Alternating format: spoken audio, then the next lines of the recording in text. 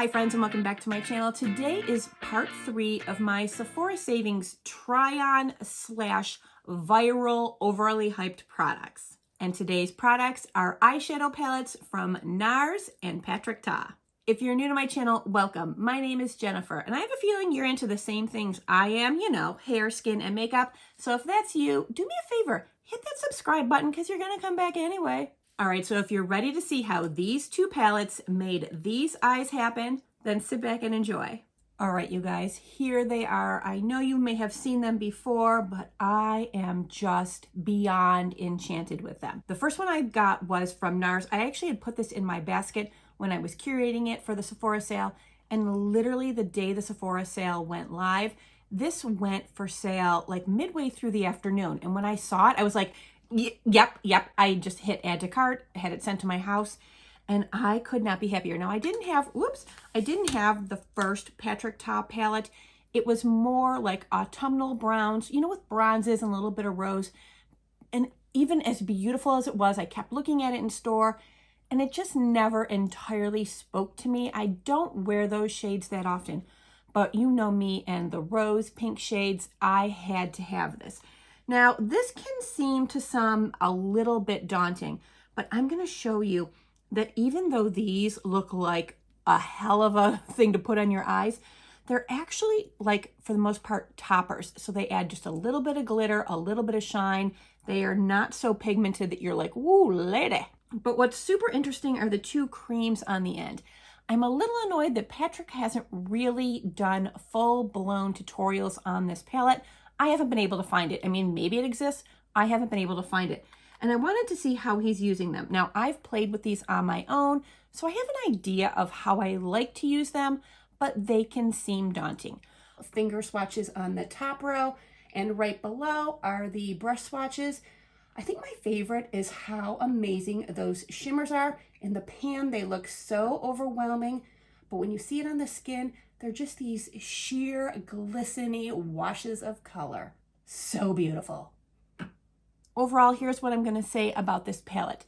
You need to use the smallest amount of pigment to get just the prettiest eye look. If you go in with your brush and kind of load it up and don't really tap it off, you're going to have way too much pigment from these here on the top. Obviously, these two on the bottom you can get away with, but overall you need to use a light hand. And actually, they're generous pan sizes, so this could literally last you years.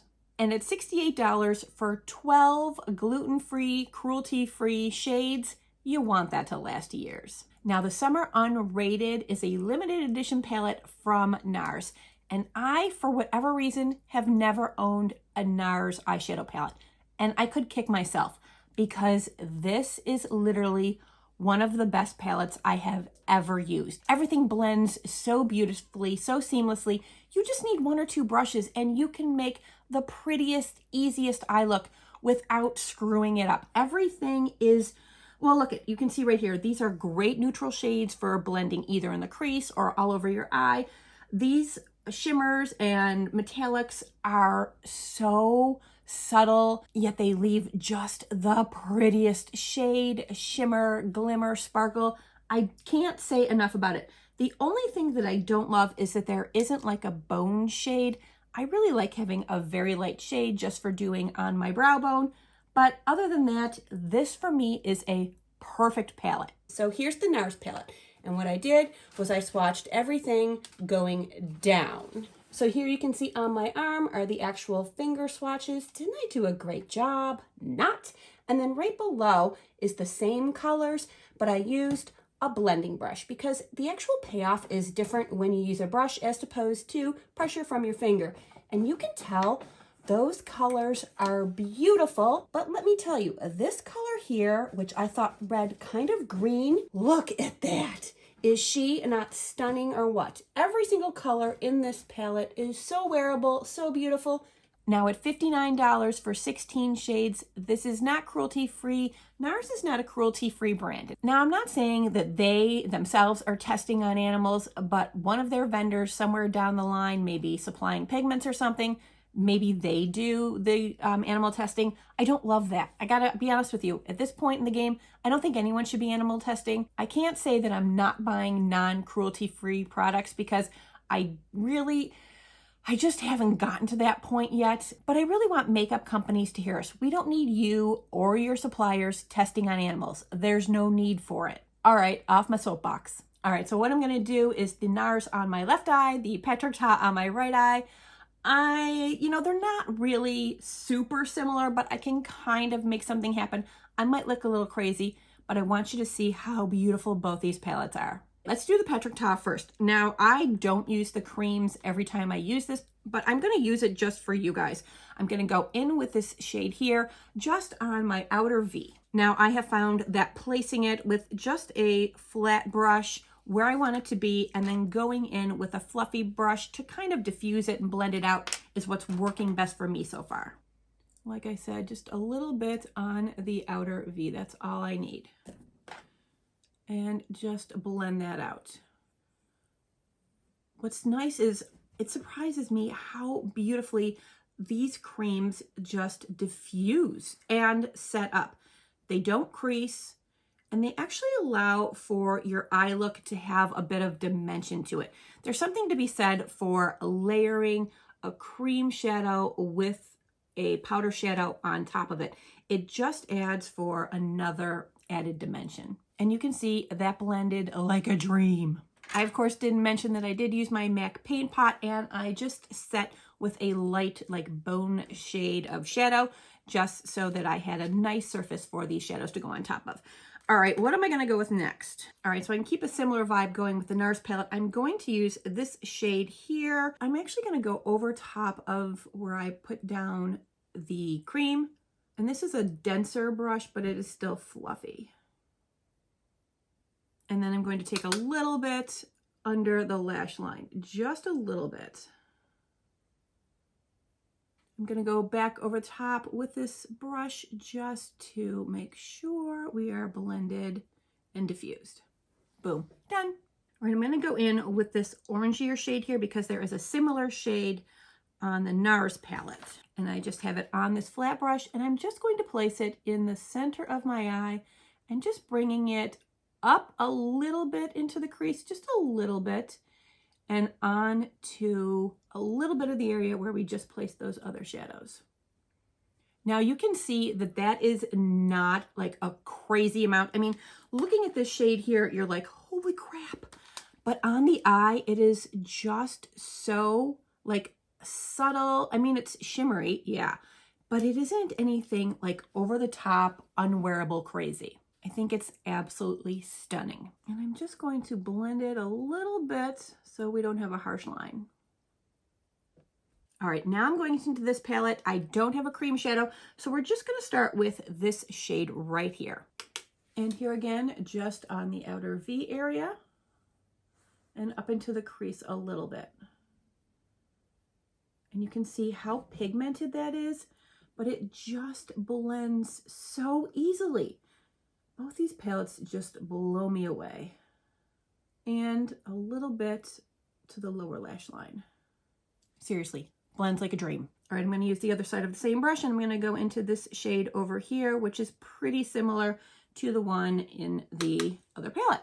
Again, middle of the eye, just going over top a little bit and raising it up slightly into the crease. And you can see it's not like this screaming crazy shade. It is just, it's so wearable. And if anything, I think it's kind of like a little lighter in consistency. So I'm using my finger and I'm just gonna pat it on there. This one is a little more like glittery, sparkly, but it's still in the same color family for sure. This lip is totally throwing me off. I have to change it. Ooh, there we go, that's better. Now, I could absolutely leave these eyes like this, but why would I? I'm actually going to take this lighter, sparklier shade here and go in the inner corner. And on this palette here, I'm going to use this shade. However, let me show you. This is actually like a very creamy topper. So if you can see, that is so beautiful. And then this one here is a little more of like a bone shade. So they are not entirely compatible, but they are both gorgeous. I'm just going to use the other end of this dual-ended flat brush here and go in with the Patrick Ta and just pat that on the inner corner, bringing it up, almost like connecting with this shade over here. And if we want to give that more drama, more punch, I would just put it on my finger and tap it on there. But I think just using the brush alone is good enough. All right, using the other side of the same brush, I'm just going to tap in here. This has a little more powdery kickoff, so I'm going to just tap it off because I don't want it all over my face. And just patting it in there. And again, bringing it in and up, meeting with that orangier shade that we first put on. And I'm going to just use this brush here to soften and diffuse, make sure there aren't any harsh start and stop lines. And voila, 2 different palettes, pretty much the same eye. Now, do I think you need both palettes? Well, if you are a collector girl, you might. I know I need them both.